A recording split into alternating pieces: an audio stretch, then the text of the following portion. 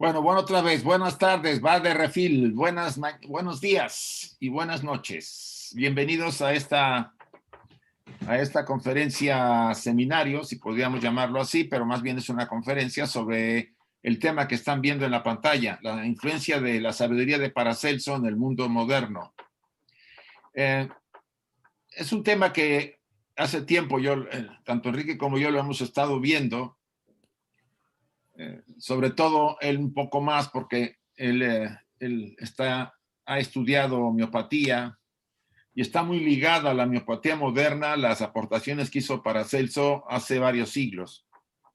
Entonces vamos a tratar de enfocar este tema, sobre todo desde el marco de la enseñanza teosófica, que es donde más nos interesa. Y por supuesto, la aclaración que hacemos siempre. Esto es una presentación producto de nuestras propias y personales investigaciones. ¿Qué significa? Que no estamos de alguna manera dictando cátedra o dogmatizando o imponiendo una visión. Simplemente estamos compartiendo esta enseñanza que Paracelso dio y que ha influido muchísimo, a pesar de que, sobre todo en el campo de la medicina y por supuesto en otros campos, pero más sobre estos campos de la medicina, de la medicina alternativa, el campo de la magia, de la alquimia, etcétera, etcétera. Él tuvo una polifacética preparación en su vida, fue un personaje muy desarrollado y se habla mucho de él y lo veremos más adelante. ¿Sí, Enrique, algo?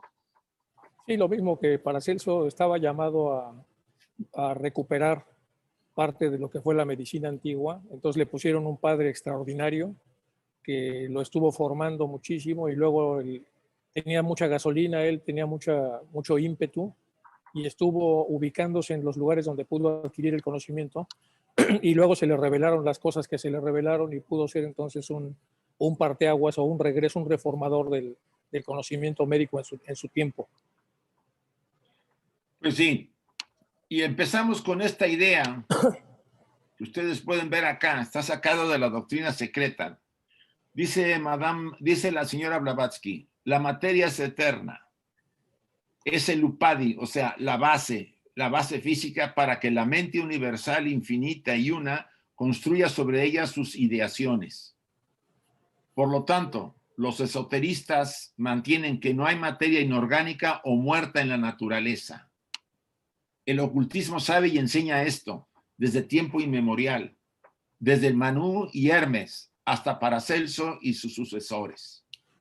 Aquí la señora Blavatsky ya lo menciona en uno de los pasajes de la doctrina secreta, porque le tiene específicamente en una posición muy importante como aportación, como gran investigador y aportador en la tradición oculta. Si ustedes se fijan, dice, la materia es eterna, es el vehículo, es el medio para que la mente universal se manifieste. Si nosotros no tuviéramos un traje físico, no podríamos tener una mente, ¿no? Los que estamos estudiando la doctrina secreta los lunes, saben que la jerarquía que nos dio la mente vino cuando ya el traje estaba en mejores condiciones para poder recibir esa mente. Entonces, la materia que nos rodea, toda está viva, ¿sí? O sea que no es ni anorgánica ni muerta, está viva. La naturaleza está viva, todo está vivo. Incluso las rocas, las piedras, las paredes, todo está porque a nivel atómico están vibrando los átomos. Más bien es una materia que está más lenta que las plantas o que los animales en su movimiento. Ya desde la antigüedad se decía que la materia es espíritu condensado. O sea, si ustedes ven las tres fases del gas, del agua, está como gas, está como líquido y está como sólida, como cuando se le congela. Este es un ejemplo para relacionar el espíritu que está penetrando y conteniéndolo todo. El espíritu se representa como una energía que penetra en la materia y la vivifica. pero a la vez la materia es a la vez espíritu, pero condensado, para ser el medio, como un vehículo para que haya una conciencia. Entonces, este tema, que es uno de los más importantes en la tradición antigua, ya Paracelso de alguna forma en sus escritos los había tratado. Sí, Enrique. Sí, nos enseña la doctrina secreta que todo lo que se mueve es porque hay una ideación que lo mueve. Las cosas no se mueven automáticamente ni por inercia, se mueven porque hay entidades desde muy sutiles, muy pequeñas, hasta entidades más complejas que son las que originan y permiten el movimiento. Entonces, es lo que está diciendo aquí Madame Blavatsky, y luego pone un poco pone en valor a Paracelso junto a Hermes y a Manu. Entonces, para que veamos entonces el calibre de la persona de la que vamos a hablar dentro de unos momentos. Bueno, aquí está una de las fotos, una de las imágenes, las pinturas que se han conservado de él. Se hicieron varias. Se llamaban bien el nombrecito que tenía: Philippus Aureolus Theophrastus Bombastus von Hohenheim, llamado Paracelso, ¿sí? Está como difícil recitar su nombre, mejor le pusieron Paracelso y evitar toda la cantidad de nombres que le puso el padre, por supuesto, como dijo Enrique. Nació en el año 1493 en Einsiedeln, Suiza. Es hijo de un noble suabo y de la hija de un servidor del templo de Einsiedeln. Su vida está llena de interesantísimas experiencias y, por supuesto, sobre todo cuando van al campo ya más profesional. Sí, un poco de los nombres. El padre le fue poniendo cada uno de los nombres en función de personas o de grandes heraldos de la antigüedad. Tenía un sentido cada nombre. Ya desde entonces se da uno cuenta de lo que el padre esperaba del hijo.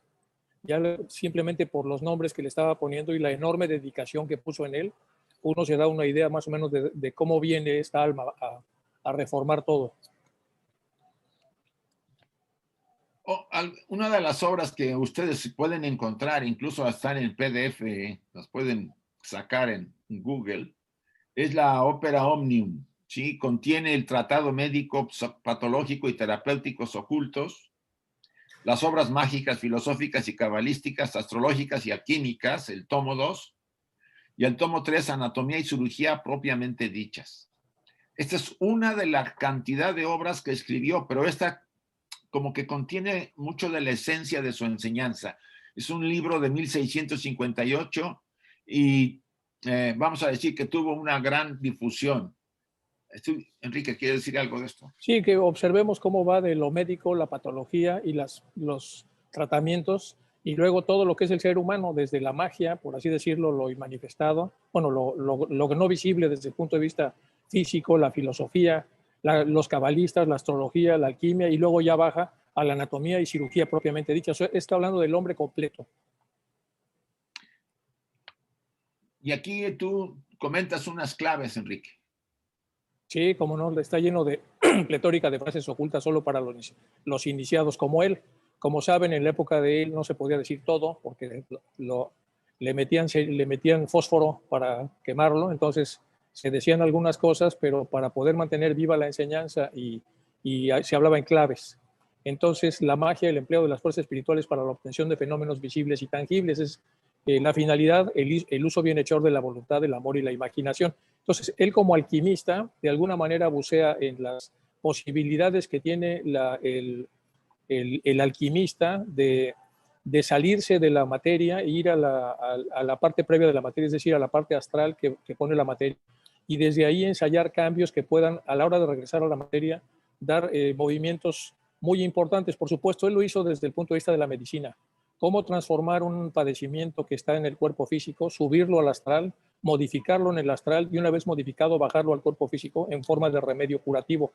Entonces la aplicación alquímica de él no era aunque sí se metió mucho con la transmutación de metales como todos los alquimistas, en realidad su objetivo principal fue hacer curaciones fuera que de hecho yo mismo fui beneficiario de una curación de ese calibre y por lo tanto me quedé con el ojo cuadrado al ver cómo era posible curar desde el punto de vista no físico, sino más allá de lo que la física normalmente nos ofrece.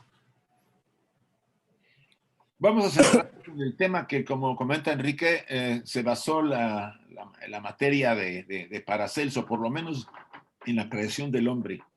Él dice en una de sus obras, el hombre está hecho del cielo y de la tierra. El limbus es la Materia y materia. energía. Sí, materia y el cielo y la tierra. Bueno, el Sí, limbus es la materia primigenia del hombre. El limbus es el cielo y la tierra, la esfera superior e inferior del cosmos, los 4 elementos y todo lo que en sí comprende.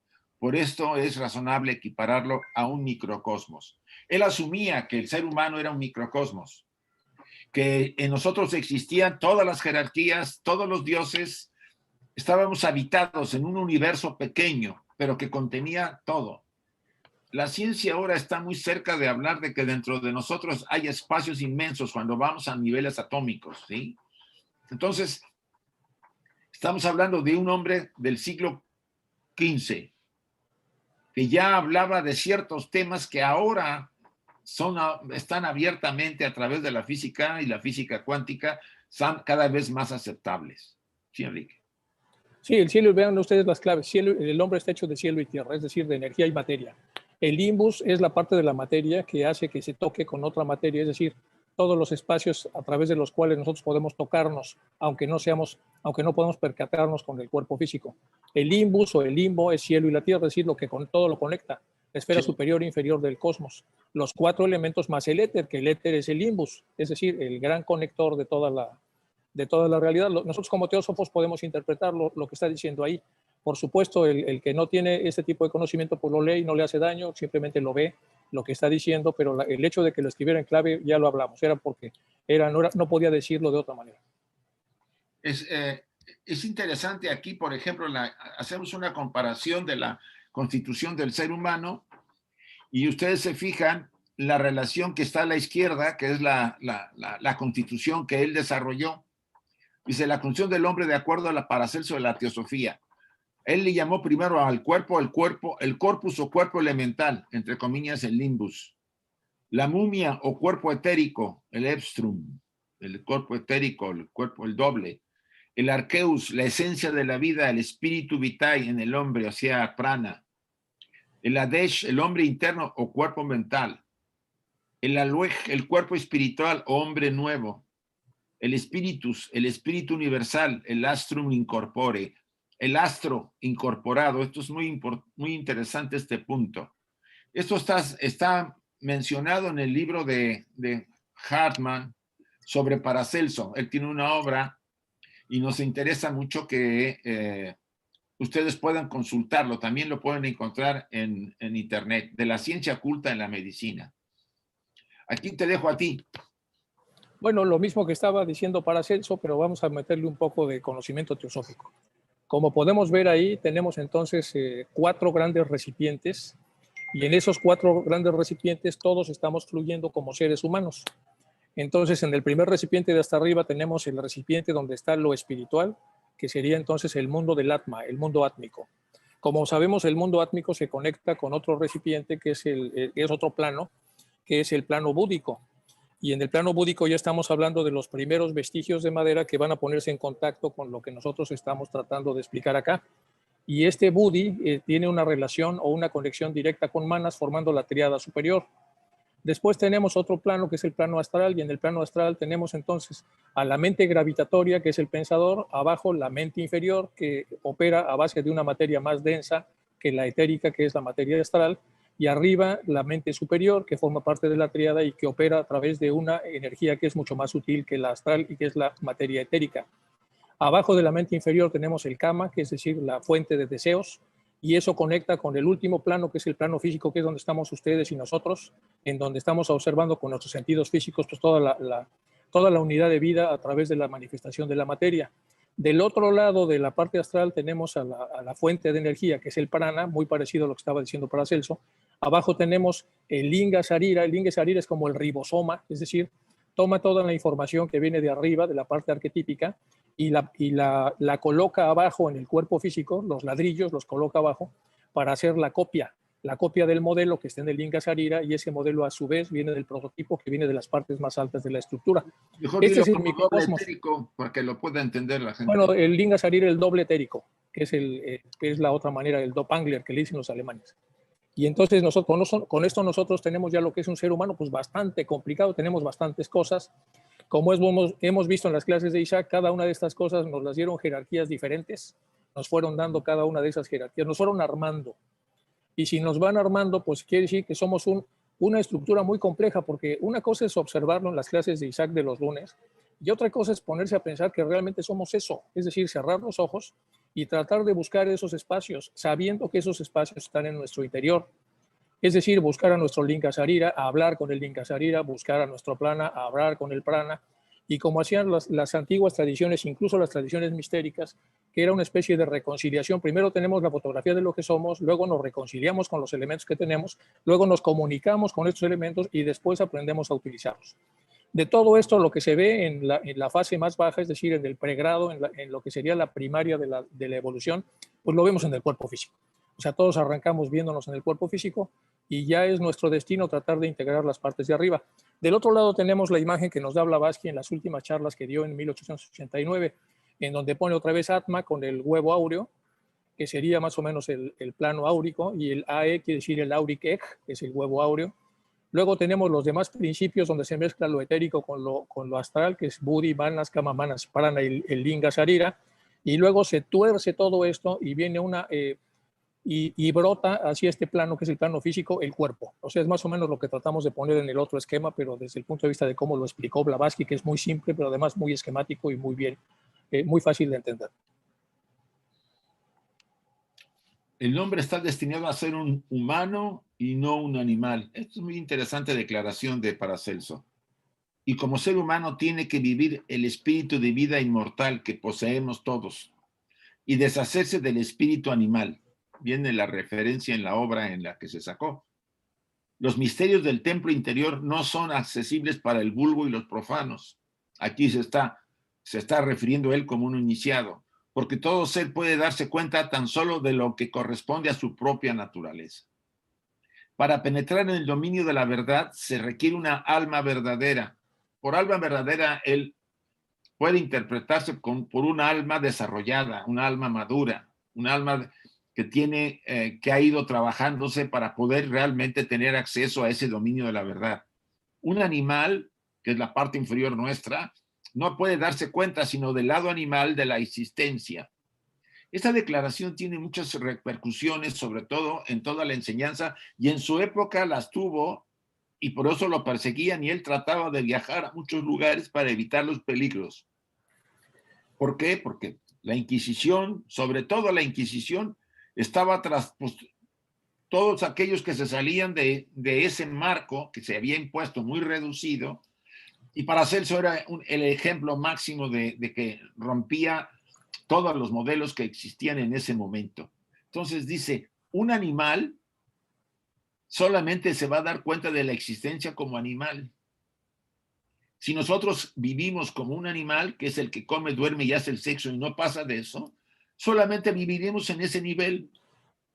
Pero si somos capaces de darnos cuenta por las experiencias, sobre todo que nos hacen sufrir, y de buscar la manera de encontrar otra visión o la verdad detrás de todo este proceso, vamos a ir a descubrir que no somos solamente un animal, que hay en nosotros algo que puede ascender y que puede purificarse, y como dice la parte de arriba, tiene que vivir el espíritu de vida inmortal que todos traemos y deshacerse del espíritu animal. Enrique. Sí, puedes pasar la anterior para explicar esto mismo en relación al esquema anterior. Vean ustedes aquí la estructura de lo que somos, el huevo áureo. Si nosotros quitamos el gravitador, es decir, la mente que gravita de arriba hacia abajo, que está en esta parte de acá, entonces vemos que el animal solamente tiene un estrato de la mente inferior sin autoconciencia. Tiene cierta conciencia, como dice Paracelso, conciencia de su animalidad, y es muy inteligente, igual que los seres humanos, pero no tiene autoconciencia. La autoconciencia es el regalo que está diciendo Paracelso que tenemos todos, porque logramos hacer la conexión a través de la mente gravitatoria. Primero de manera muy torpe, y poco a poco entonces nos vamos puliendo hasta que ya podemos hacer una muy buena conexión. Para esto nos ayuda todo un canal que existe a nuestro servicio que se llama Antakarana. El Antakarana está para servirnos a través de poco a poco. Lo que vamos haciendo es primero adquirimos la autoconciencia de manera muy torpe y la vamos mejorando a través del Antakarana. con lo cual vamos espiritualizando la mayor cantidad posible de materia astral asociada a la mente inferior y así es como vamos creciendo. Pero mientras eso pasa, nosotros venimos de un estrato incompleto en donde no tenemos autoconciencia. Como seres humanos pasamos a un estrato donde ya tenemos autoconciencia y en este estrato lo que nos sigue es que nosotros podamos espiritualizar al máximo toda la conciencia, los restos de conciencia animal que nos quedan para poder terminar nuestro paso en este sentido. Es lo que está haciendo Paracelso, un poco al estilo del siglo XIV y XV, pero en realidad es prácticamente lo mismo que la teosofía nos enseña. Sí, si podemos ahorita concretar, esta parte de abajo es lo que él hablaría como animal, ¿sí? Y la parte de arriba es la espiritualización, es la parte espiritual. Ustedes y yo somos esto. Y esto se proyectó hacia abajo, se reflejó y se formó el yo personal, la personalidad, ¿sí? Limitada. Por eso la mayor parte de las personalidades no tienen o no tenemos mucho sustento, por no decir, la persona no tiene un sustento real. Necesita estarse constantemente refrendando, reconociendo para que sienta que existe, porque la realidad lo que existe es esto de arriba. Pero para salir de este, vamos a decir, de este velo, de este autoengaño, requeriremos todo el proceso de transformación a los que nos referimos en la enseñanza teosófica, para, como dice Enrique, ir abriendo cada vez más, activar este canal que existe, pero volviéndolo más abierto para que fluya más lo superior hacia lo inferior y se espiritualice la parte inferior. Bien. El hombre se alza de la primera matriz, el seno materno del gran mundo. El hombre está hecho en su cuerpo terrenal de los 4 elementos. El agua y la tierra con los que está modelado su cuerpo, formando la vivienda y el envoltorio corporal de la vida. El hombre posee 2 clases de vida, la vida animal de la que hemos hablado y la vida sideral, que es la vida espiritual. ¿Quieres referir algo acá o me sigo? No, síguete. Aquí hay un comentario que hace el doctor Jung sobre Paracelso. Hay una obra que les recomiendo de Jung, se llama Paracélsica, ¿no? A ver si la investigan y les interesa. Dice, Paracelso en este sentido insistía en la presencia del astrum incorpore. He aquí algunas de las afirmaciones. El astro, o la estrella incorporada en nosotros, ¿sí? La eternidad en nosotros. El verdadero hombre es el astro en nosotros. El astro desea llevar al hombre a una gran sabiduría, escribió igualmente. La fuerza de la acción del astro en el hombre es la imaginatio, la meditación, por lo que fluye la influencia del hombre interior superior, del antropos, que no es sino el sí mismo de la psicología junguiana. Aquí Jung quiere darle un enfoque, una clasificación a esa parte superior, pero lo interesante es el comentario que hace. Sí, Enrique. Sí, está bien. Si quieres, seguimos. Está muy claro. El cuerpo sideral es fuego y aire, pero también está unido al cuerpo animal del hombre. Así que el hombre mortal consiste de tierra o cuerpo físico, agua o cuerpo emocional, aire o cuerpo mental, y fuego o el alma, espíritu. La estructura del mundo está hecha de 2 partes, de una parte aprensible y sensible y la otra invisible e insensible. La parte aprensible está a su vez compuesta por 3 partes, azufre, mercurio y sal. La parte aprensible, la parte material, la que puede ser vista por los sentidos. La invisible también coincide en 3, que le llama ánimo, sabiduría y arte. Aquí está hablando en clave. Ambas partes juntas constituyen la vida. Enrique. Sí, la que sigue. El cuerpo posee 4 clases de gusto. Esto es muy interesante. El ácido es frío y seco, es decir, melancólico. El dulce es frío y húmedo, es decir, flemático. El amargo es cálido y seco, es decir, colérico. El salado es cálido y húmedo, y es decir, sanguíneo. Aquí creo que sí, ¿no? Sí, de ahí vienen todas las clasificaciones del siglo XVIII, que se buscaban los temperamentos que vienen precisamente de la investigación de Paracelso. Paracelso nos da entonces la forma como las combinaciones interiores que tenemos nos hacen ser en el mundo. A eso se le llamó temperamento, y los más famosos eran Kretschmer, eran Sheldon. Sheldon lo usaba con las capas del bebé, decía que habíamos ectomórficos, mesomórficos y endomórficos. que es muy parecido a esto, y Jack Kretschmer nos pone estas formas de ser en el mundo. Entonces somos así por la diversidad de las combinaciones de los 4 elementos que tenemos en nuestro interior, y ya la teosofía nos enseña mucho de esto. Acuérdense que va en estas charlas que da Blavatsky en la última parte de su vida, nos dice que los 7 principios a su vez se dividen en 7 y cada uno de ellos a su vez en otros 7, y en realidad está hablando de los 4 elementos más el éter, que son los 5 más los 2 que todavía no se han manifestado, que son los 7, y tiene una serie de subcombinaciones en donde la base fundamental son otra vez el aire, el fuego, que serían las partes superiores, la tierra y el agua, que serían las partes inferiores. Y ya en el Timeo nos indica que realmente el fuego es el verdadero elemento de arriba, la tierra es el verdadero elemento de abajo, y tanto el aire como el agua son los términos medios, es decir, el puente a través del cual se pueden comunicar la materia y el espíritu. Esta teoría te toca. Bueno, él puso como ejemplo de lo que serían los 3 grandes elementos a través de los cuales va a surgir la manifestación de la vida física, el azufre, el mercurio y la sal, y le puso esos signos. Y después de ponerle esos signos, dijo, aquí se basa todo. Está en un libro editado en Basilea que había comentado Isaac.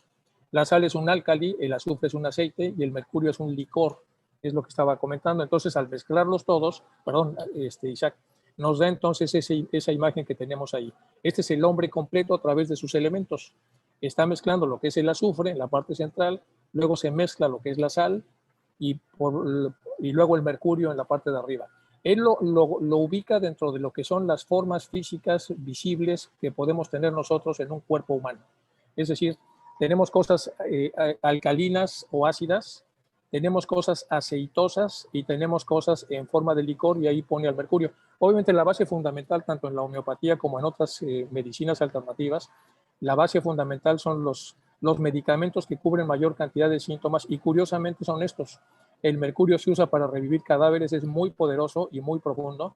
El sulfur se usa muchísimo para trastornos de la piel, y las sales en todos los tipos, porque hay una gran cantidad de sales, se usan sobre todo para procesos internos. O sea, al final de cuentas, lo que está haciendo Paracelso es poner en términos reales lo que serían las bases fundamentales del funcionamiento humano a través de las bases físicas, que han sido, como ya vimos, que provienen de las partes metafísicas, pero que son como las bases o las patas sobre las cuales nos movemos como seres humanos, en lo físico.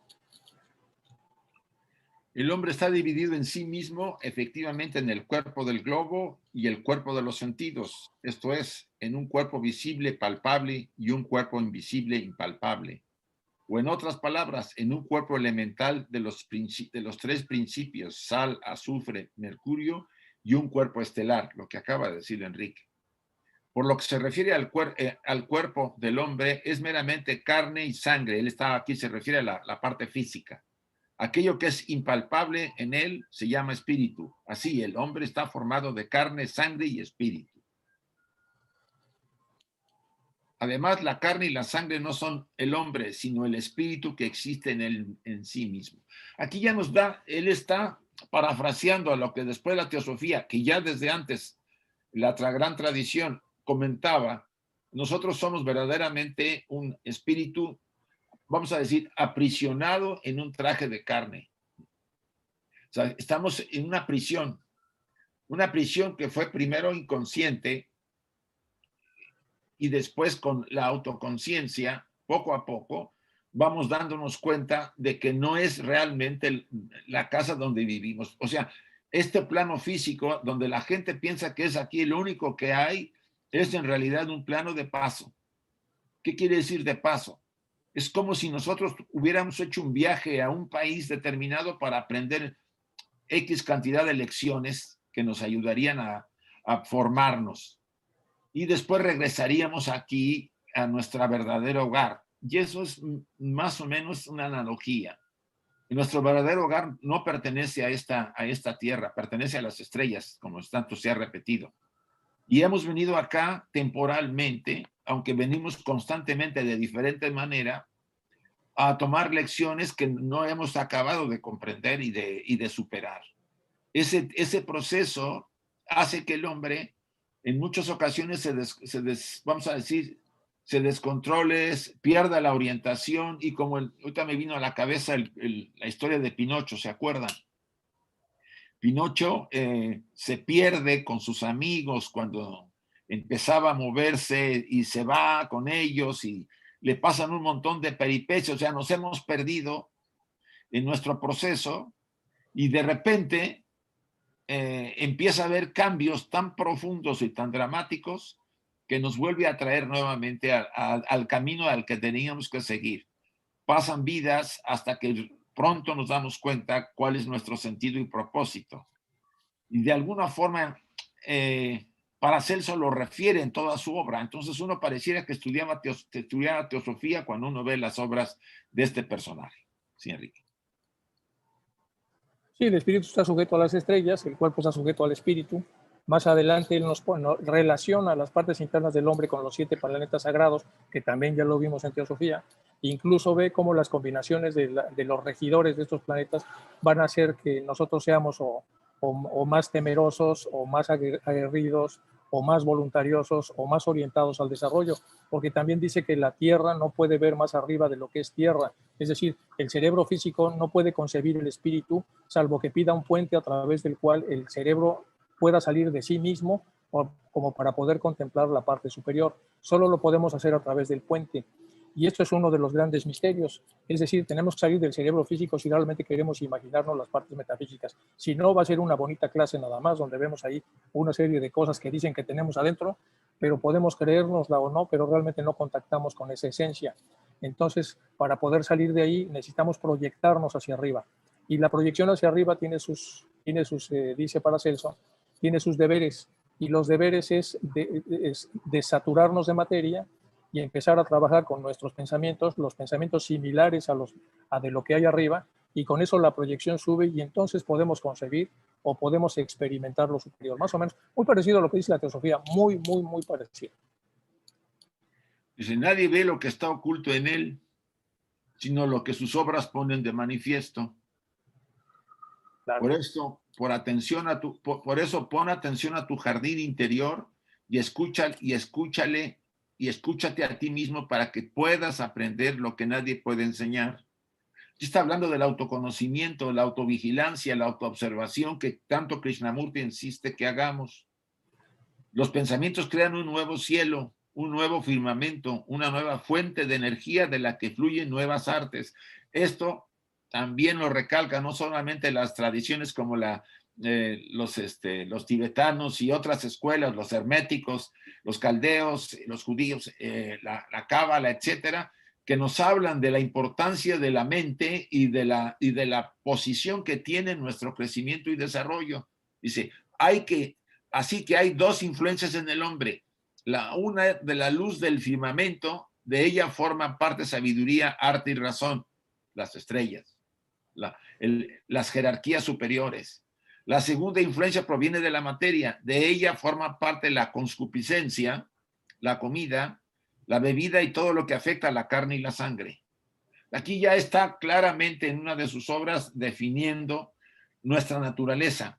O sea, primero que nadie está oculto, todo lo que está oculto en él. Nosotros, si alguien nos quiere conocer, nos debería conocer por nuestras obras, no por lo que la primera impresión le diera cuando nos viera, ¿sí? Sino lo que las obras ponen de manifiesto. Él insiste al final mucho. Si hay mucha gente que habla mucho y dice muchas cosas, pero conózcanlo por lo que hace. Ahí se nota y se ve lo que realmente es el sujeto. Y aquí, dice, perdón, Isaac, sí. Esto mismo estás comentando, dice, traza un puente hacia abajo y contactarás con tu parte animal. Traza un puente hacia arriba y contactarás con tu parte sublime, con tu parte superior. ¿Cómo hago el puente hacia arriba? Piensa como piensa lo de arriba, es decir, sí. Piensa con pensamientos superiores. ¿Cómo hago el puente hacia abajo? Pues piensa como piensan los de abajo. Y la pregunta es, ¿se puede ser híbrido? Uno de los seguidores de él dice, no puedes jugar con la mentira sin perder tu derecho a la verdad. No puedes jugar con el egoísmo sin perder tu derecho al altruismo. Dice, el que quiera su jardín, este jardín ordenado, no puede dejar espacio para malas hierbas. Sí. Entonces se empieza a decir muchas cosas en clave muy bonitas, que al final son prácticamente lo que es la enseñanza teosófica hoy día. Sí, aquí tú tocaste el punto nuevamente del manoseo que a veces los estudiantes podemos llevar a cabo, los que están, sobre todo estudiantes que estamos muy comprometidos o que queremos realmente crecer y desarrollarnos.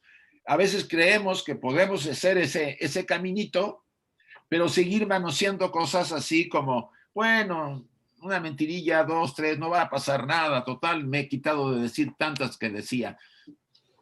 O sea, como que la personalidad nos convence de que no es para tanto el trabajo que estamos haciendo, porque ella sabe que a medida que nosotros crezcamos, ella va a perder toda su influencia y va a ser disciplinada. Entonces, ella trata de hacer una especie de collage, ¿no?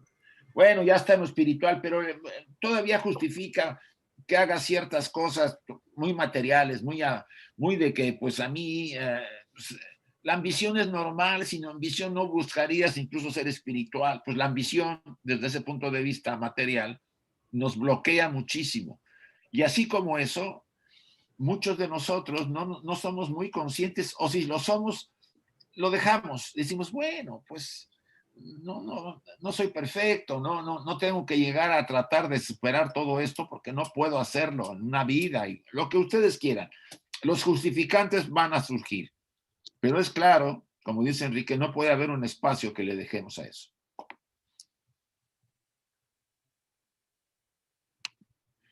Porque como por fuera, así es por dentro. Aquí está la máxima aritmética. Lo que no está afuera tampoco está dentro del hombre. Lo exterior y lo interior son una sola cosa, una constelación, una influencia, una concordancia, una duración, un fruto. Esta declaración a mí me encantó, ¿sí? Porque es la declaración más firme sobre la unidad de vida, ¿sí? Sobre lo que contiene todo. Y si nos adentramos en eso, dice, lo que no está afuera tampoco está dentro. Pero lo que está dentro lo puedo encontrar afuera. Si yo tengo la felicidad dentro, afuera voy a ser feliz. Y tener la felicidad significa serenidad y equilibrio interior, ser consecuente, coherente, etcétera, etcétera. No estamos hablando del disfrute, que es otra cosa. Entonces, nos da muchas claves para Celso en su trabajo. Y eso nos puede inspirar a leer de alguna manera pues, su obra, que está, pues, ustedes pueden buscar en internet y hay bastantes obras de él. Por ejemplo, la que les comentamos al principio, sí la van a encontrar, está en PDF. Enrique, ¿algo de esto? Y bueno, es muy compleja la obra, es muy grande, muy orientada a médicos, pero hay que leerla con calma, con cuidado. Allí en Adiar, acuérdate que vimos varias obras de él, incluso varias obras originales que ya no prestan en la biblioteca de la Sociedad Teosófica desde hace muchos años, que ahora lo que prestan es una fotocopia, pero es muy interesante la manera como cuidan el acervo de Paracelso que está ahí en la Sociedad Teosófica, en la biblioteca, dentro del campus de Adiar. O sea, es un hombre fuera de serie. Y aquí lo que está diciendo en esta declaración es muy hermoso porque está diciendo estamos conectados con todo. Y lo que ya comentaba Isaac acerca es un jardín interior que si nosotros no vemos a la gente por sus obras, nos podemos creer lo que la gente opina o dice de sí misma. Es decir, como uno de los poderes plásticos del pensamiento es la imaginación, que ya lo advierte Hartmann también en una de sus obras, entonces, ¿qué quiere decir? Que una persona puede imaginarse lo que quiera, puede convertirlo en discurso y hacer creer a los demás que es quien no es, y en realidad no es una persona que esté caminando hacia arriba, sino está caminando hacia abajo. Y puede arrastrar a la gente hacia abajo porque se fue con la finta de que la persona a través de su discurso pretendía irse hacia arriba. Entonces, como uno de los poderes plásticos del pensamiento es la imaginación, ¿cómo lo resuelve Paracelso? Dice, fíjate en lo que la persona hace, fíjate en sus obras, no te fijes tanto en el discurso y mucho menos en lo que piensa, porque en las obras desnuda exactamente lo que está diciendo. Hay un dicho también de los indios norteamericanos que decía, es tan fuerte lo que haces que no puedo concentrarme en lo que dices. Eso es lo que estaban diciendo estas culturas mesoamericanas anteriores. Ya hablaban de mucha sabiduría. Están viendo si la persona que merece tener un puesto directivo dentro de la tribu o dentro incluso de la civilización, porque había grandes civilizaciones, eran evaluados por lo que hacía la gente, no tanto por lo que la gente pudiera decir. Y otra vez aquí tenemos una clave que también es muy teosófica, de la ciencia teosófica. A ver, Enrique. Bueno, pues aquí está la famosa sanación. Esta es una revista de Sofía que aparece en lo que la rama arcana nos dio ahí, ¿se acuerdan ustedes? Para que le leyéramos y que espero que estén leyendo ávidamente. Pues hay una de junio de 1901, de la revista Sofía, y como verán ustedes, el tercer artículo de ahí se llama La homeopatía y sus diluciones, y lo escribe José Melián. Este José Melián es uno de los que llevó la teosofía a España junto con otra persona, otro catalán, que no me acuerdo cómo se llama, pero los dos llevaron a través de una baronesa de París que conocía a Blavatsky, y entonces fueron gentes muy desarrolladas, escribieron muchas cosas, y una de las cosas que escribió este Melián es precisamente lo que aparece en este artículo. Y dice varias cosas que merece la pena que revisemos. ¿Sí? Todos los organismos físicos tienen un doble etéreo o linga sarira. En otras palabras, es un cuerpo etéreo. En otras palabras, es un cuerpo etérico interno, del cual ya se ha cubierto, revestido el cuerpo grosero que no es conocido, el cuerpo físico, que no es conocido.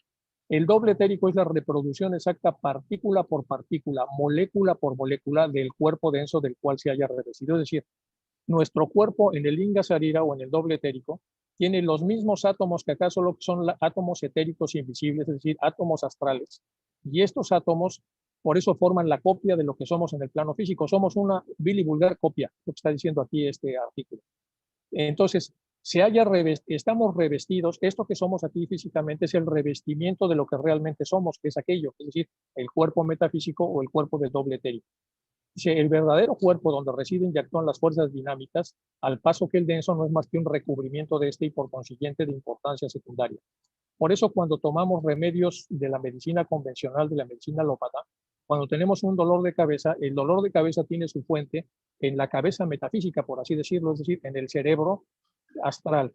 Y en el cerebro astral, tanto la medicina ayurvédica como la homeopática trabajan sobre el astral y arreglan el dolor de cabeza. En cambio, cuando uno toma alopatía, la alopatía arregla el dolor de cabeza en el cuerpo físico, pero eso dura a lo mucho 6 o 8 horas y luego regresa el dolor de cabeza porque el dolor de cabeza no está en el cuerpo físico, está en el cuerpo metafísico.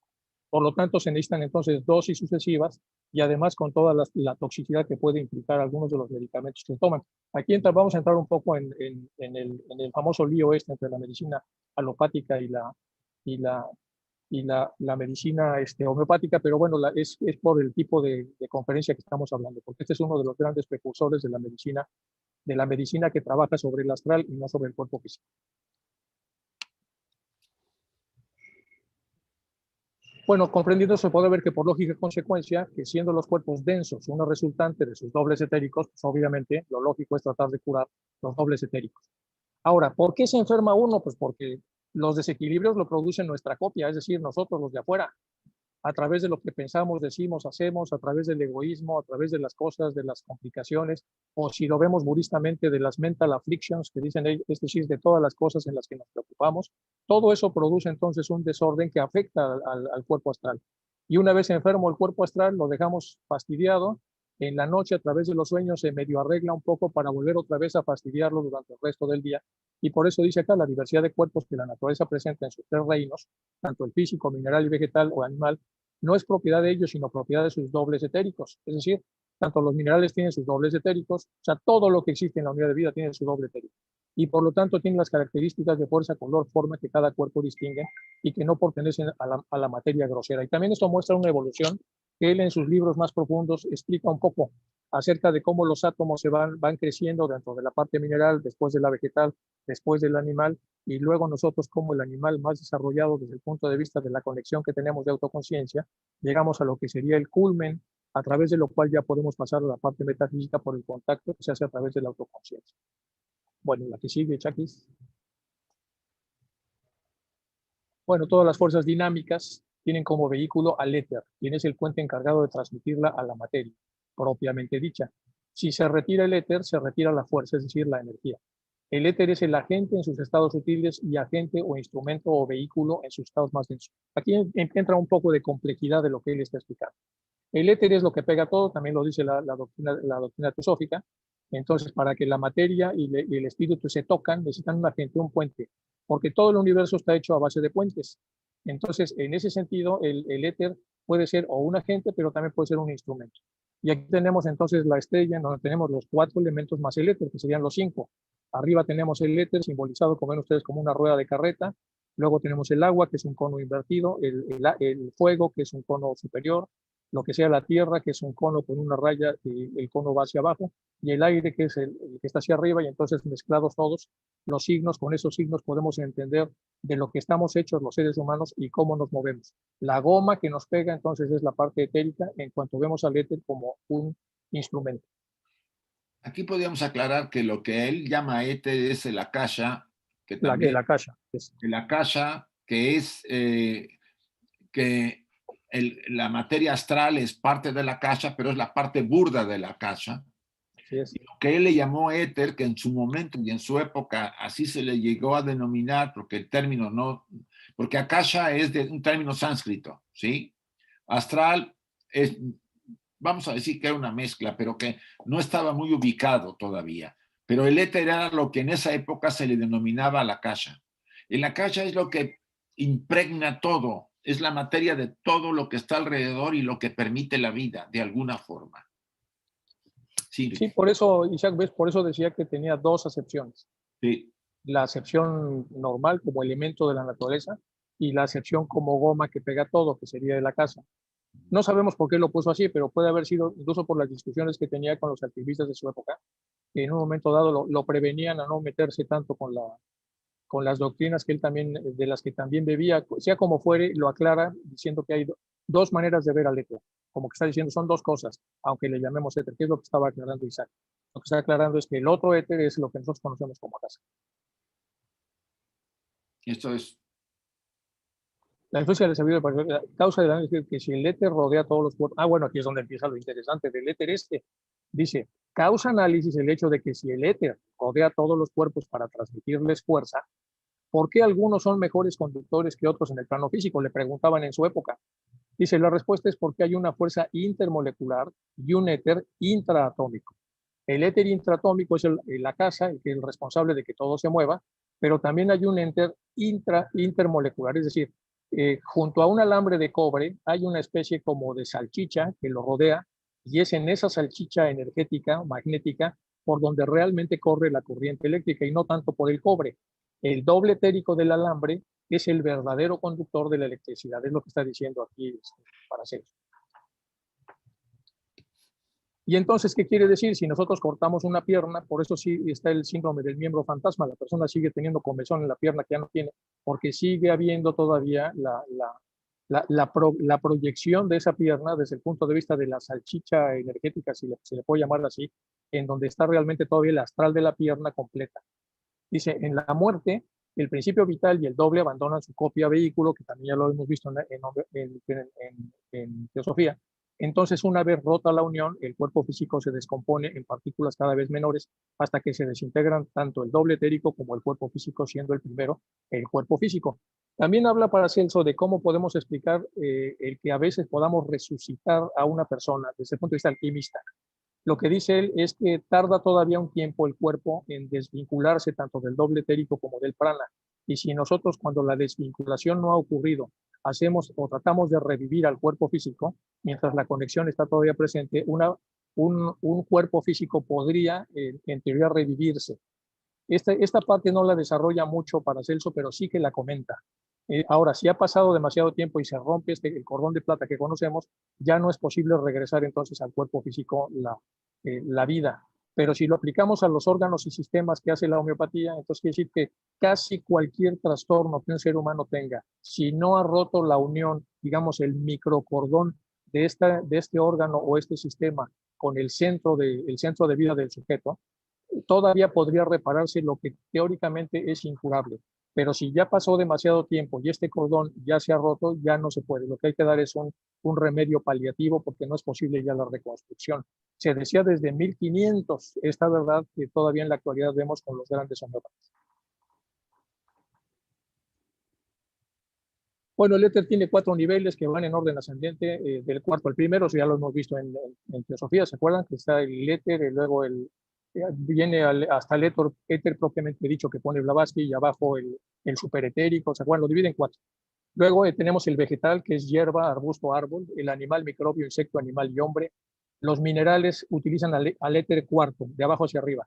El vegetal, una forma de éter más sofisticado, cuarto y tercero. El animal, cuarto, tercero y segundo. Y entonces el éter superior ya es lo que pertenece a la divinidad. Esto es interesante porque entonces nos da una idea de cómo la evolución se da a través de las formas en las cuales se va sofisticando más la parte con la que nos conectamos con la totalidad. Es decir, cómo se van haciendo mucho más sutiles nuestros átomos etéricos, a través de la cual nosotros podemos contactar con las partes superiores que al final nos van a llevar a la autoconciencia. Y otra vez le sigue llamando éter porque, bueno, ahí hay un tema extraño, que no sabemos, como ya dijo Isaac, por qué mezcló las dos palabras éter. Hay un refinamiento de los átomos de vida que todos tenemos. Todo está rodeado de átomos de vida, ¿sí?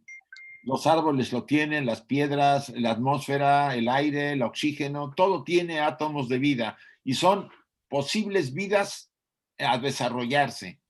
Ustedes partan de la siguiente enseñanza que da la teosofía. Esto viene en la doctrina secreta. Dice, aquello de lo que emanó el universo, la seidad, ¿se acuerdan que la seidad emana, vamos a decir, irradia, porque no es la palabra emanar, irradia al logos inmanifestado, que es el punto del triángulo. Después va el segundo logos y el tercero, y ese triángulo famoso. De ahí vienen los 7 primordiales, que son, ya empieza el mundo, el universo material. Todo lo que surge de esa fuente es la que está impregnando todo el cosmos. Tanto el espíritu como la materia, que estaban unidos antes en el punto superior, se separan en dos, espíritu y materia. Ese es el segundo logos. ¿Qué quiere decir? Que el espíritu y la materia antes estaban en la unidad. Todo era espíritu, todo era energía espiritual. Pero por cuestiones de evolución y necesidades del desarrollo de este cosmos se separan en espíritu y materia. Las dos polaridades de las que ustedes y yo estamos inmersos en todo el universo y en nosotros mismos, porque tenemos nosotros en pequeño este famoso triángulo de los 3 elementos, de los tres logos. ¿A qué nos lleva esto? Que todo está contenido en aquella unidad y todo está vivo. Todos los que vemos, los átomos que vemos en la atmósfera de gases, en los minerales, en los materiales, en nosotros, en todo lo que nos rodea hay átomos de vida, aún no desarrollados en los casos de mineral, más desarrollados en el caso de las plantas, y así va ascendiendo y pasando por el ser humano. Nosotros fuimos plantas y fuimos animales y fuimos rocas en otras evoluciones, en otras de las, vamos a decir, los que están yendo los lunes a antropogénesis, se recordarán que hemos pasado por varias rondas, ¿sí? Lo que quiero llegar a que ustedes se den cuenta, como acaba de decir Enrique con el lenguaje de Paracelso, es que todo está vivo y las moléculas, mira, los budistas tienen una invocación muy interesante que dice que los 21,000 seres que habitan mi cuerpo, cuando sean humanos, yo les enseñe el Dharma. O sea, nuestra constitución, que aparentemente la consideramos nuestra, no es nuestra, está prestada por la naturaleza. Toda la materia de este cuerpo volverá a la naturaleza y por supuesto nos acompañará un largo tiempo, pero a la larga se convertirán en entidades, en seres desarrollados dentro de millones de años. Este punto es muy valioso y hay mucho material sobre esto para estudiar. Sí, lo que estabas comentando, Isaac, es una invocación de los budistas. Se llama invocación porque uno desde la humildad de lo que somos solicita a las entidades, todas las jerarquías que están por arriba de nosotros, que cuando los 21,000 seres que me habitan crezcan, yo pueda enseñarles el Dharma. Sí. Pero otra vez la comercialización que se hace en exceso de esta sabiduría transformó esto en decretos. Y el decreto es más como si fuera el ego inferior que decreta, o sea, manda, ¿no? Con su potencia, ¿sí me explico? Y le damos en la torre totalmente a la idea profunda de lo que es una invocación. Entonces, por eso observamos por qué el ocultismo existe como ocultismo, porque de repente si lo entendemos mal le damos un sentido comercial y para rematar medio funciona, porque de alguna manera el decreto tiene una parte de invocación, aunque se haya modificado, pero perdemos entonces la humildad necesaria en donde nos ponemos en manos de la divinidad para que la divinidad nos otorga, si es que por karma procede, lo que nosotros estamos solicitando. Este es un buen ejemplo también de los temas que trabajan los budistas para regresarnos otra vez a lo antiguo, que es donde está realmente lo que vale la pena, lo que no hemos manoseado con lo que ha pasado desde la Revolución Industrial. Esto es tuyo. Los diferentes densidades no tienen nada que ver con el cuerpo, sino más bien con el doble etérico, claro. Comprendiendo que el doble etérico es el vehículo del principio de vida o prana, las diferentes densidades no tienen nada que ver con el cuerpo, sino más bien con el doble etérico. Comprendiendo que el doble etérico es el vehículo del principio vital o prana, ahí se ve que lo que perturba, enferma y sana ocurre en el doble etérico, cuyas menores sensaciones son transmitidas a su envoltura, que es la copia grosera del cuerpo físico. Lo que está diciendo aquí Paracelso es que de todos modos nos vamos a curar, y eso lo vemos nosotros en la estadística. El que se enferme por grave que está, aunque no tome nada más que agua, se va a curar. ¿Por qué? Porque el principio curativo ya reside en el interior del cuerpo de un ser humano. Por supuesto, se va a curar pues, con muchas complicaciones, va a tener entonces todo un sistema en donde tiene que estar en cama durante mucho tiempo y por supuesto se requiere alguien que lo cuide y poco a poco el cuerpo es el que va curando. ¿Qué pasa cuando nosotros le ponemos una muleta al cuerpo y decimos, usted quiere curarse con dolor de cabeza y padecer una migraña de 10 días o una, o una gripe muy larga o quiere curarse en solamente 2 días? Pues en 2 días le podemos quitar los síntomas, pero vamos a debilitar al organismo, porque las exacerbaciones de enfermedades sirven para fortalecer al organismo, para que el organismo encuentre su propia vía de sanación y se fortalezca y evite la recaída en lapsos enormes de tiempo. Por esa razón, entonces, es que todas las medicinas antiguas lo que hacen cuando hay una enfermedad es dejar que fluya y solo si de plano se ve que el tema está muy, muy grave, entonces se da algún remedio que pueda ayudar al cuerpo a que su espíritu de sanación fluya en el sentido de que pueda rehabilitarlo sin que exista el peligro de muerte. Aquí estamos hablando de una cosa muy importante en este slide. Bueno, Hahnemann, ya nos pasamos al padre de la homeopatía, que es ese que está ahí. Dijo que el organismo material refleja como si fuera un espejo las perturbaciones del principio vital. Lo que pasa es que aquí hay un problema que también lo relata el artículo que aparece en Sofía y habla de que la gran influencia que tuvo filosóficamente hablando Hahnemann fue de los herméticos, y a los herméticos no les estaba permitido hablar del doble etérico, solamente del principio vital. Entonces, Hahnemann se brinca lo que es el doble etérico y piensa que desde el principio vital es como el principio vital es el que se enferma, de acuerdo a su teoría filosófica. Dice entonces es como espejo de las perturbaciones, esto dice por ignorar la existencia de su vehículo, que es el doble etérico. O sea, el cuerpo verdadero del ser humano. Es decir, el que se enferma es el doble etérico y el principio vital, la energía siempre es la misma. Es un brillo radiante de luminoso que viene del sol y que nos nutre. Y tiene un estándar permanente. Lo que se enferma es el cuerpo etérico. El cuerpo etérico al enfermarse ya no puede captar esta energía en todo el 100% y la transmite a la copia que es el cuerpo físico. Cuando curamos el doble etérico, se restaura la conexión con la fuente original de energía y a su vez baja el cuerpo físico y lo sana, que es lo que hace un remedio homeopático. Dice, los herméticos querían significar el doble etérico con el término vida porque no les estaba permitido divulgarlo. Esto fue porque no hablar del doble etérico pues era conocimiento esotérico, es decir, oculto. Y esto puede haber influido a Hahnemann, no puede haberlo, seguramente lo influyó. Y entonces hay un pequeño error en la parte de la doctrina filosófica de la homeopatía, que es pero él no afecta, porque da igual si Hahnemann pensaba que era directamente la fuerza vital o era el doble etérico, al final es lo mismo. Lo que hace Hahnemann es curar la parte sobrenatural, es decir, la parte metafísica, para que desde ahí pueda venir la sanación en el cuerpo físico. Bueno, el método curativo de la alquimia a la homeopatía. Una fuerza desestructurante invasora, potencia 10, es decir, nos enferma, pues estamos enfrente de alguien y como estamos susceptibles nos enfermamos. Toma un organismo predispuesto, débil o desequilibrado. Entonces el organismo recibe una dosis de una sustancia dinamizada similar a la fuerza invasora, pero de mayor potencia. Por ejemplo, le damos un remedio que tenga una potencia de 11 Cuando el trancazo que nos dieron era de 10, masa por aceleración, esa es la potencia, de manera que esta fuerza ataca y destruye al agente perturbador. Aquí hay varias cosas que señalar. Nos enfermamos si estamos desequilibrados o desarmonizados.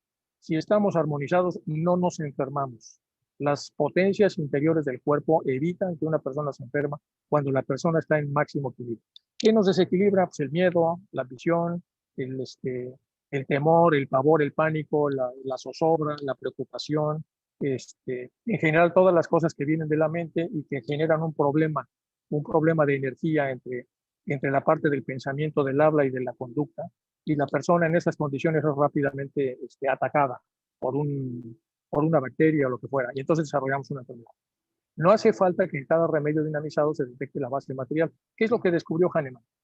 Hahnemann descubrió que cuando tenemos una tifoidea, no es la bacteria la que nos produce los síntomas, porque cuando nosotros damos un remedio normal a una persona sana, es decir, le damos arsénico a la sexta, la persona sana desarrolla síntomas como si se hubiera enfermado de cólera, como si se hubiera enfermado de gripe. Y entonces lo que hizo él fue anotar todos los síntomas que producen estos productos de la naturaleza en organismos sanos y los puso a todos por número de personas a las que les pasaban. Y con eso ya construyeron otros, que no es Hahnemann, construyeron repertorios para que los homeópatas vean entonces cuáles son los remedios que son similares a las enfermedades, y esos son los que se aplican a las enfermedades para curar las enfermedades una vez que estos remedios son dinamizados. Dinamizados quiere decir que son espiritualizados. Se disminuye la parte de masa que tienen y se incrementa, por lo tanto, la parte de energía. Esto se hace a través de diluciones sucesivas y de sufusiones. Entonces, los alemanes tienen una gran tecnología para hacer esto, porque lo han estudiado con mucho cuidado, y en España se vende más bien la homeopatía de tipo francesa, que nada más llega más o menos a la 30 o a la 60, porque por ley en Francia, si un producto no puede ser detectado en una solución, ellos evitan que pueda ser comercializado. Entonces, las dinamizaciones que aparecen en Francia no son tan potentes como las que aparecen en Alemania o como las que aparecen en la India. Pero a eso se refiere muy a grosso modo lo que está diciendo este slide. Bueno, aquí viene el tema de la utilidad y riesgo de los términos medios, puentes o escalas. Tenemos acá, y vamos a observar un poco el modelo de Aristóteles, que posteriormente le mete mano Gray más, y ya lo adaptamos Isaac y yo para meterlo en alguno de los libros. ¿Qué es eso de analogía o de similitud? Porque también Blavatsky nos habla de eso. Aquí tenemos un ejemplo de la verdad con un rango de apertura de 5 a 10 grados. Lo primero que tenemos es el contrario de la verdad, que sería salud o enfermedad. Bueno, verdad o mentira. La mentira está a 180 grados, está muy distante de la verdad. Pero luego tenemos un contradictorio que sería la no verdad. La no verdad es menos que la mentira.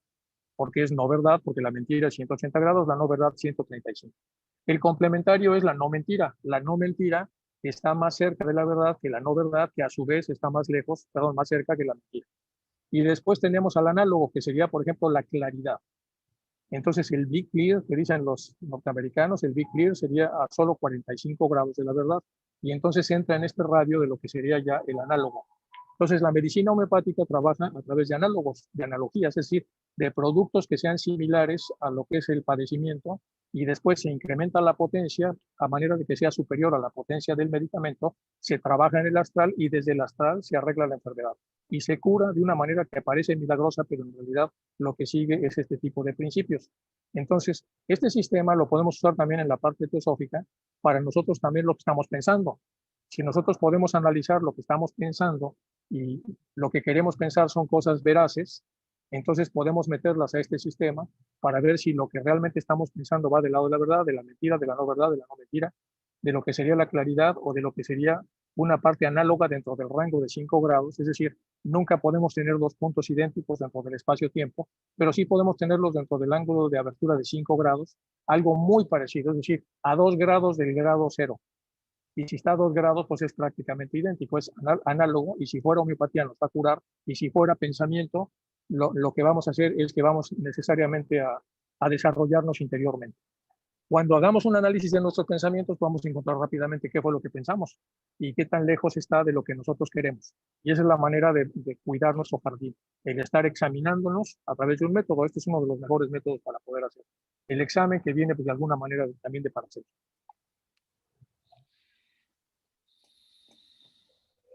Bueno, el Magnum Compositum, que ya nos comentó Isaac, nos enseñó incluso una foto ahí del libro. Esto es la verdadera medicina, procede, como hemos explicado, las virtudes de todos los elementos del cielo y de la tierra. Aparte, además de las tres susodichas sustancias, existe el hombre, un cuerpo invisible, por cuya razón escapa a la influencia directa del médico. Nos referimos al soplo inflatus divino, que como toda inspiración, inspiratus o expiración hábitus, resulta invisible para nuestros ojos e imparable para nuestros dedos. Acuérdense que incluso todavía hasta el siglo XIX, muchos de los libros científicos se publicaban en latín, incluso en Gran Bretaña. Por ejemplo, muchos de los libros del mismo Darwin, todavía en esa época, se publicaban en latín, porque era como que el lenguaje a través del cual los instruidos podían más o menos leerlo.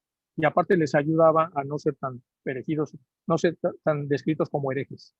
La medicina de los espíritus, como esencia de toda vida, sus médicos cuidan y curan las enfermedades mediante filtros e infusiones, de lo que aciertan a coagular, cogere el espíritu de determinadas hierbas o raíces cuya propia sustancia ha sido responsable anteriormente de la enfermedad.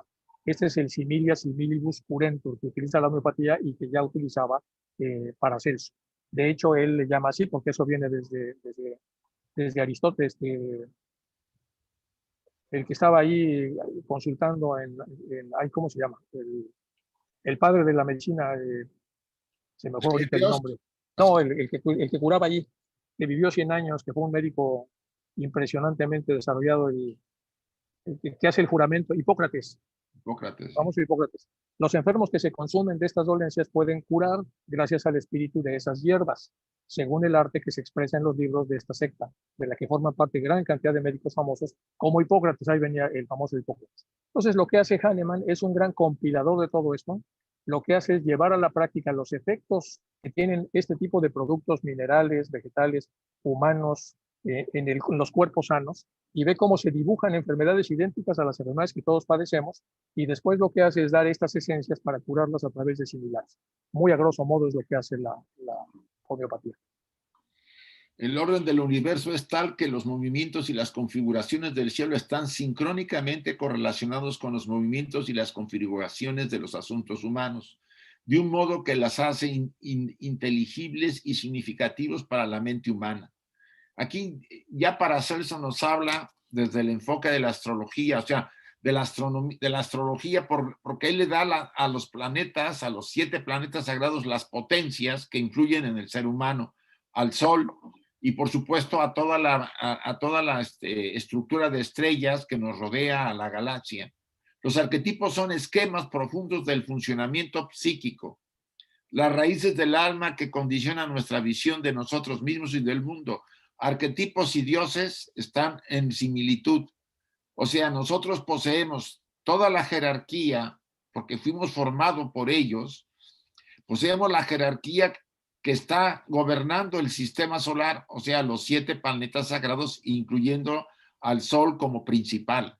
En nuestra naturaleza habitan esos aspectos, por eso influyen tanto, vamos a decirlo así, sobre la personalidad, no sobre la parte espiritual. Hay otro enfoque sobre eso. Toda totalidad psicológica se halla gobernada por una u otra fantasía arquetípica, sancionada por un Dios, y yo solo puedo existir en ellas. Esto viene mucho al caso con el comentario que también hace James Hillman. Toda fantasía, toda experiencia posee su razón arquetípica. No existe un lugar sin dioses y una actitud que no los represente. O sea, somos dioses poblando un universo pequeño, nuestro pequeño universo microcosmos. Ellos están relacionados, como dice Hillman, toda experiencia posee una razón arquetípica, una razón divina, vamos a decirlo así, que puede ser muy material o puede ser muy espiritual, pero nuestra formación, la estructura de la que hemos venido en esta vida, que hace un viaje hace miles de encarnaciones anteriores hasta llegar aquí, trae toda esa cantidad de riqueza de tantas experiencias y vamos a decir, esta habitación representa todo ese cúmulo de experiencias que se han vivido a través de muchísimas encarnaciones. ¿Sí, Enrique?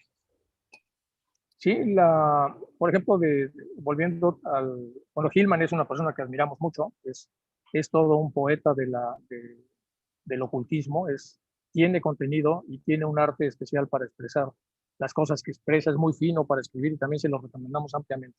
Cualquiera de los libros de Hillman, que no sabemos si siga vivo o no, pues ya debe estar muy mayor, pero la verdad es un divulgador excelente.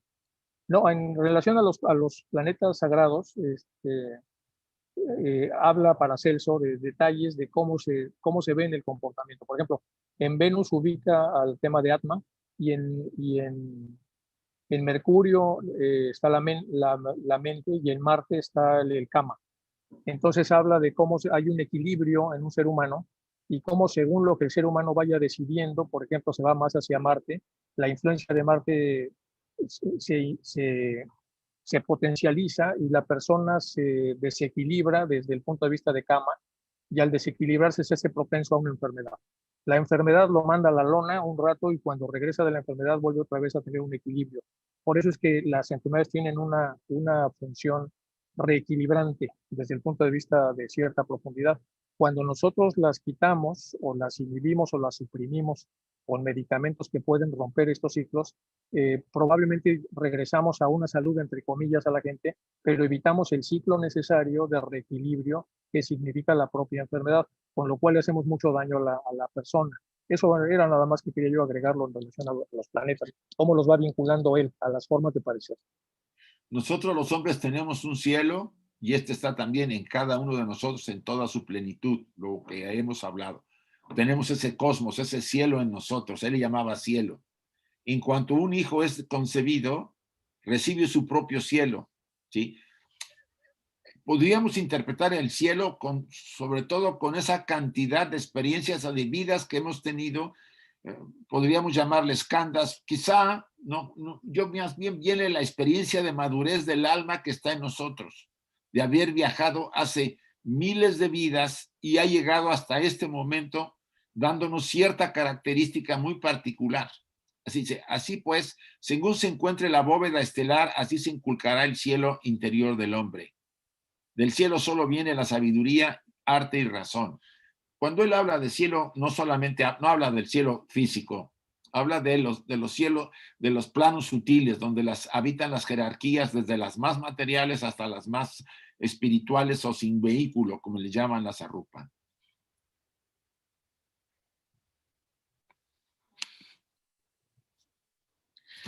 Aquí entramos un poco sobre las columnas con que descansa la medicina, sobre filosofía, sobre astronomía y sobre la alquimia y la ética.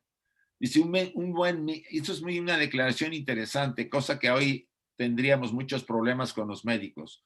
Un buen médico nace, otro es instruido por los hombres y otro es formado en la medicina, y un tercero es enviado por Dios.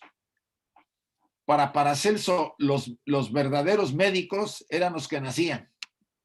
Los que se hacían no lo eran tanto. Es un interesante punto, porque él hace una discusión, no entraremos a este detalle, un comentario muy largo sobre el tema, porque ya en su época decía que había mucha charlatanería, pues sí. Abusos. Claro. Sí, abusos, se lucraban con la gente, la engañaban, hablamos del siglo XV, ¿no? Entonces, recuerden que Paracelso llegó a curar la sífilis en el siglo XV, ¿no? Con la alquimia que él manejaba. Y para la moderna sociedad actual apenas se descubrió a principios de este siglo la cura de la sífilis y de otras enfermedades. O sea, no estamos hablando de un médico importante, estamos hablando de un genio que había revolucionado en su momento todo lo que es el conocimiento de la medicina. Por lo mismo levantó tanta envidia, tanto rencor, era perseguido. Y finalmente, lo que más se supone es que murió envenenado en la casa de un arzobispo. Bueno, no entremos en detalle. Pues sí. Fíjense que es interesante lo que estás comentando acá, Isaac. Vamos a verlo desde el punto de vista de la teoría de la reencarnación. Un buen médico nace. O sea, nace uno que no había hecho medicina y nace y le cuesta y hace lo que puede. No tiene la inspiración necesaria ni el contacto con lo superior, pero ya avanzó. Cuando reencarna, ahora es uno merecedor de la instrucción de los mejores hombres. Y cuando vuelve a reencarnar, ahora ya es un médico formado y dirigido por Dios. que ya tiene la vocación de curar a los pobres, a la gente que lo necesita, etc. Es como una secuencia. El problema es que si se hace charlatán, este disque buen médico ya no es un buen médico, y entonces lo que está haciendo son escándalos diferentes, y está haciendo un karma diferente, y ese nunca va a llegar a ser a donde llegan los grandes médicos. Yo creo que lo que está diciendo acá es que no se hace esto de la noche a la mañana, sino Sí. que realmente para ser un enviado por Dios se necesita hacer todo un trabajo de desarrollo. Y yo supongo que lo dice porque todo el tiempo coincide con la filosofía en que las cosas son por mérito y que una vida no alcanza. Y entonces a través del mérito y mérito y mérito, la persona va generando las alternativas para que en las siguientes venidas a este plano la gente tenga nuevas habilidades hasta que ya son tantas que ahora un enviado por Dios, bueno, ya puede ser como el propio el Hipócrates. Que Hipócrates, una de sus frases célebres es: desconfía de un médico que no crea en la astronomía, decía él, para que viera la vinculación, y estamos hablando de Hipócrates, o sea, muchísimo antes que Paracelso, casi. Tenemos casi 1500 años de diferencia, o más, como 2000. Entonces, todo esto nos hace ver la enorme sabiduría que tenían estas personas en aquella época, comparado con los que tenemos actualmente.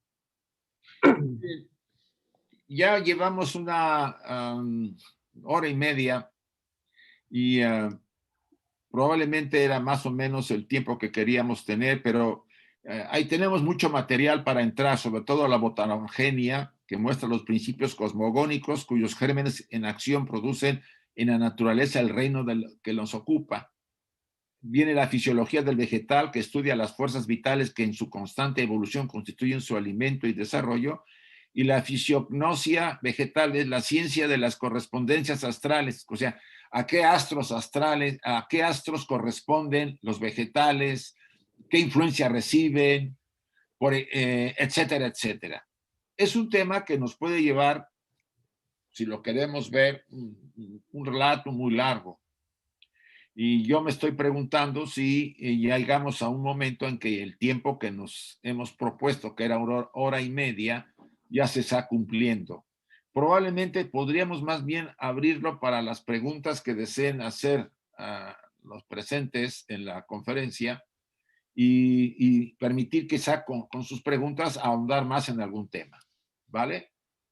Sí, quizá la conclusión es que veamos que la teosofía está fuertemente vinculada a la alquimia, en el buen sentido de la palabra, y que grandes alquimistas, en general lo que recoge Madame Blavatsky mucho tiempo después es toda esa sabiduría, y, y nos da idea un poco de cómo están tan alineadas las enseñanzas, y luego la enorme precisión que tiene Madame Blavatsky para volverlas a poner otra vez a nuestro servicio, y eso nos permite incluso rastrear a estos grandes hombres y tratar de descifrar las claves con las que nos hablan, porque de otra manera sería muy difícil poder hacer a través de métodos de analogía, saber un poco, rastrear el conocimiento que viene en clave. Entonces esto aterriza perfectamente en lo que somos nosotros, los teósofos. Voy a Pues abrir lo abrimos si quieres. sí, abrir las